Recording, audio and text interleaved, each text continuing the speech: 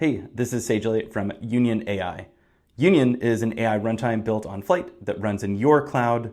It's one platform that gives you durable AI workflows, real-time apps, and compute optimization.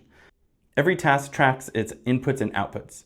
Here's the raw ticket in and the LLM classification out. You can see the category, urgency, sentiment, all structured, returned. You can also render HTML or Markdown reports directly in the pipeline UI. So let's see how this is built. The whole thing is pure Python. A task environment defines your resources, your container image, and your secrets, all in one place, all in the Python SDK. And next is classify ticket. It's just a function decorated as a task from that task environment that we had created above. It sends a ticket to GPT-4o mini and gets a structured JSON response back and computes the priority score.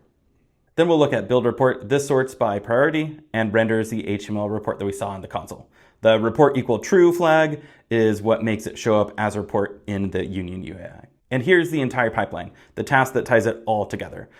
Flight.map takes classify ticket and maps it across every ticket, spinning up a separate container for each one in parallel, which is great for batch inference, document processing, parallel agents, or any workload where you need to scale.